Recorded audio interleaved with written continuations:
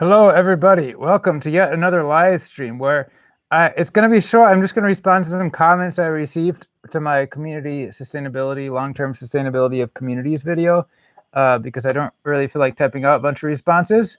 Hopefully my audio works. Sometimes I've been having audio problems and my voice sounds like a demonic robot because YouTube for some reason doesn't select the correct microphone input even though I have selected it correctly. Hopefully that's not the problem. And if you can hear me, please say so in the chat. Anyways, let's get started. Going over to where these comments on that recent video where I was talking about long-term sustainability of communities, had some intelligent comments from people. So, first comment we have from Clark. Says, nice haircut, you look great. Oh, thanks. Says, are there carnivore communities in Ecuador? I'm not sure. I haven't heard of any. The people aren't insane here, but the Florida summers are a killer. Yes, I lived in Florida once. Kind of nice, the weather there. Continuing on, achachiru and cattle probably go well there. I have achachiru planted, and it seems to be growing well, so I think it does. And a lot of the neighbors seem to have cattle. The thing about livestock in the tropics is you have to pay a lot more attention to soil degradation for pasture because the same thing with fruit orchards. Obviously, having a massive canopy protects that tiny thin layer of rainforest soil more than pasture grass. But I've also realized a long time ago when I first got here is that we need to get rid of all this pasture grass and plant ground covers like pinto peanut. The pasture grass is actually better at conserving the soil than pinto peanut is because there's a lot more biomass and protection against the rain. Anyways, off topic. Clark said, I think I'd like you as a neighbor, Peter. Well, thanks. He continues going on because I talked about some issues in that video of why some of these hippie communities and vegan communities have problems and raw vegan fruitarian. He says, the mental illness and tooth decay are real. I saw on Big Island fruitarian hippie communities. And something about the kitties. Okay, yeah, so he's talking about mental illness and tooth decay among raw vegan fruitarians. I know some of you who have just been around the raw vegan world for a few years probably don't, and maybe have not met that many of them, don't realize there's an issue, but having, met hundreds and hundreds of and lived with lots of raw vegan fruitarians over many years, yes, there is a mental illness problem and a tooth decay problem, among other things, within that specific community. Which is one reason why if you market your community specifically as a 100% strict raw vegan fruitarian community, you're going to get a lot of wackos. That's what we've learned, and that's not what we wanted. All right, next comment here from this guy with a wacky username, Fruit and Starch. He says, I also have to comment on your haircut, Peter. Yeah, about 10 or 15 years ago, I was really doing some research into intentional communities, and for some of the reasons that you've mentioned here, I'm quite glad that I did not get hooked into one of the hippy-dippy kind. Keep speaking the truth. Yes, so in that previous video, I was talking about the hippie house model of intentional community, which most people think of when they think intentional community. And then there's more like the gated, shall we say, gated community style, a word that has a negative connotation. I explained why that's dumb, but I would say the neighborhood style intentional community. So you can have an intentional community that's more like a neighborhood where the difference between that and just living in any old neighborhood is your neighbors aren't NPC normies. There are people who chose to live in the community with you.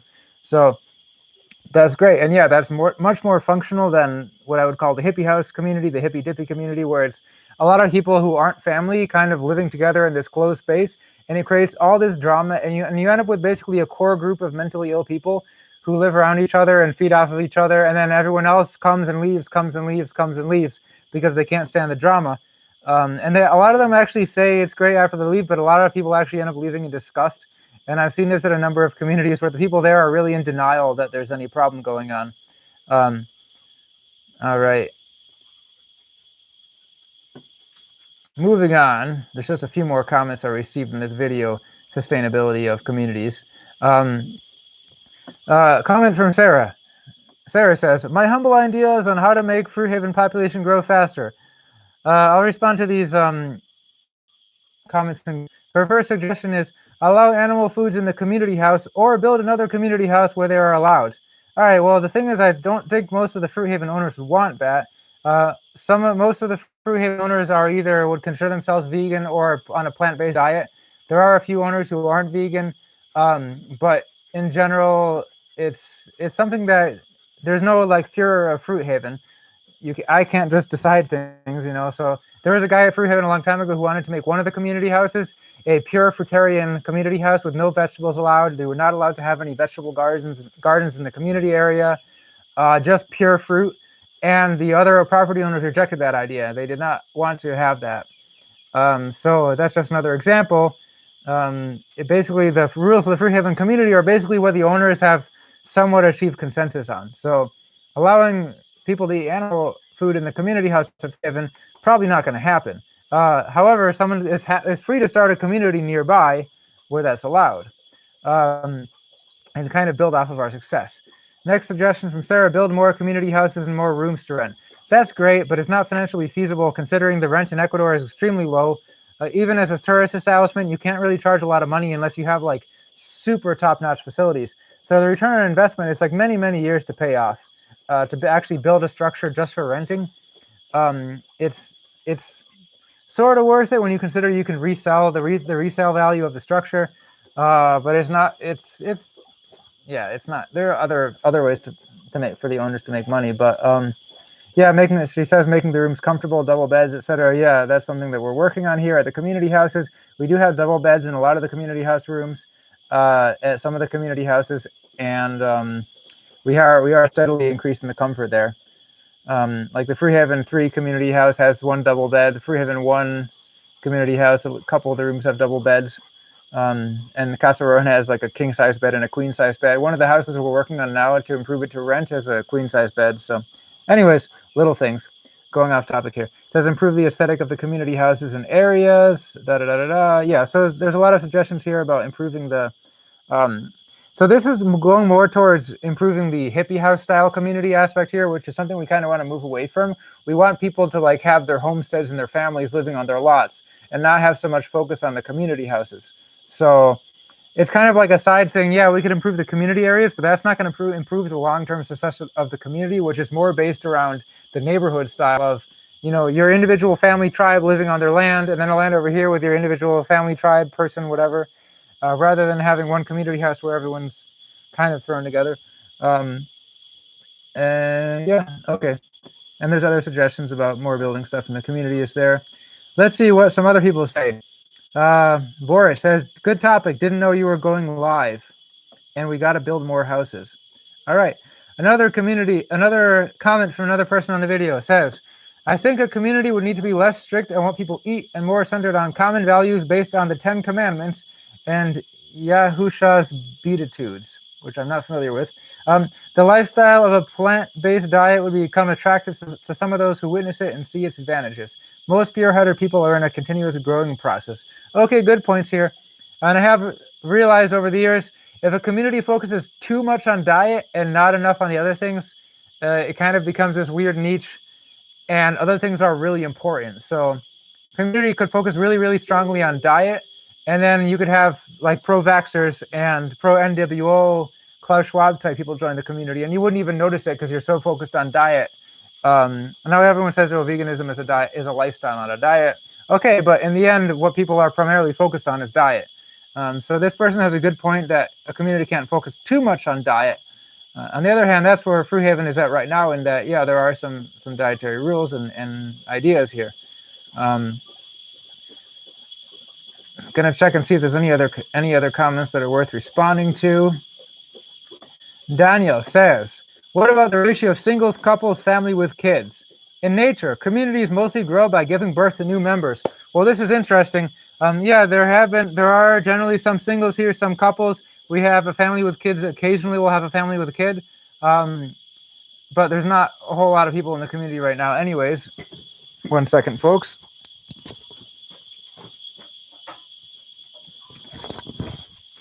And I'm back.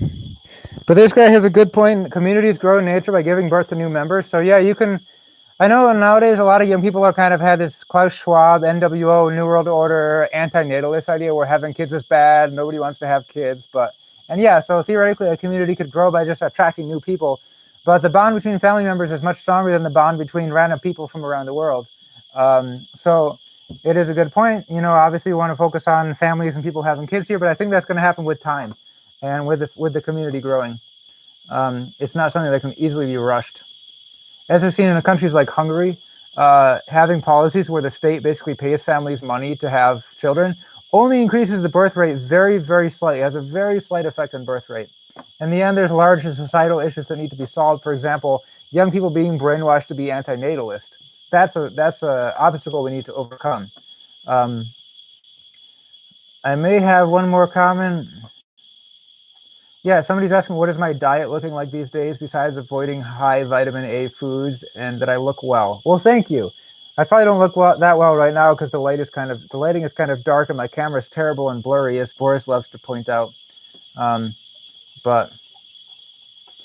Anyways, yeah, so yeah, I do avoid vitamin A and retinol because looking after the work of researcher Anthony Mousen, Karen Hurd, Grant Genero, Dr. Garrett Smith, it's a great thing to avoid beta carotene and vitamin A as much as you can in your diet, and you'll achieve amazing health benefits by doing so. In terms of my actual diet, yeah, I've changed my diet around a lot and I experiment with a lot of things.